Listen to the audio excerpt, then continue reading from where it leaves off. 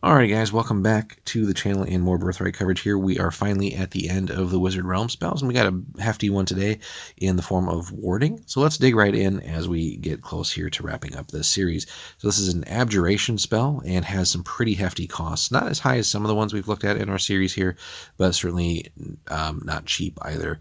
And these do grow with the area of effect that you want for the spell. So it's 5 Regency per province. That adds up pretty quickly the more you want to affect, but also 2 gold bars per province. So you have some of those hefty costs there. And then you do also have to have at least a level 5 character and a level 5 source for this. So some, again, just across the board, pretty hefty costs.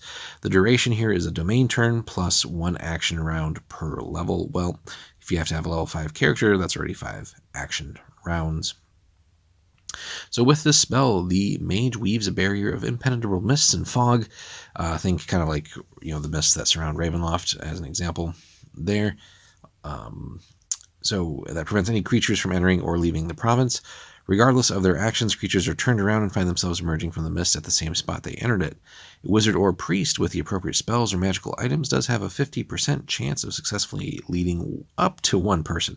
They had literally just up to one person through the mist.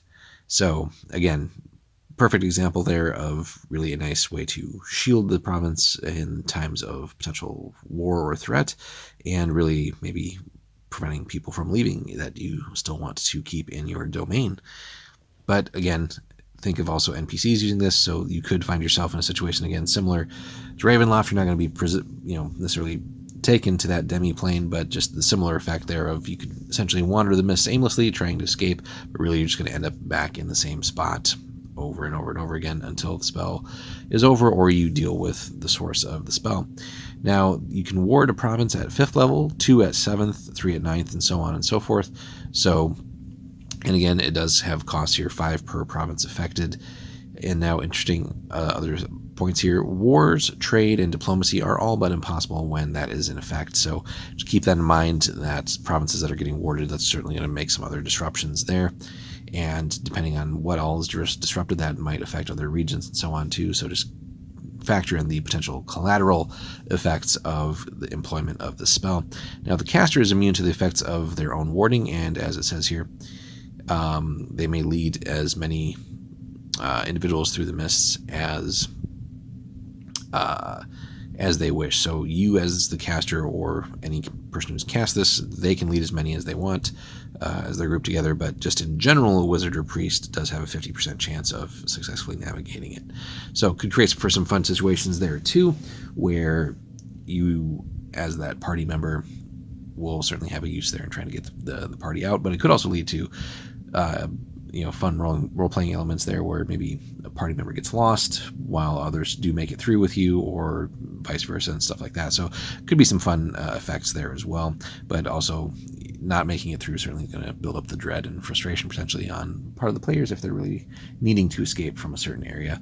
So I think some of the more evil NPCs, the Anshe and stuff like that, especially when we get to some of the other areas of the campaign, not just Anawir, some of those other big nasties do have abilities like this, and is something that players should learn to dread if they're trying to escape from somewhere and really just end up back in the same place. But a fun one for player characters as well, especially when dealing with maybe more potentially powerful neighbors and maybe if they're getting a little bit more aggressive. So a fun spell nonetheless, but with some pretty hefty requirements. Let us know, guys, in the comments how you've employed this in your campaigns or how it was used against you by NPCs and how that led to some interesting moments. Leave us a like and subscribe, guys. We'll have more Birthright for you soon as we transition into how to actually play the game with the domain actions and also looking at how war moves work and beyond. So we've wrapped up the Wizard Realm spells. Thanks for sticking with us, guys. Appreciate all the likes and comments. We'll be finishing up the Bloodline abilities soon as well, and then jumping full force into the aforementioned domain actions and playing the game and running a province, and then also how to engage in war. We'll show you guys how the battle cards work, which is another one of the fun mechanics and sub components of the game for this particular setting. Thanks so much, guys, and we'll see you in the next video.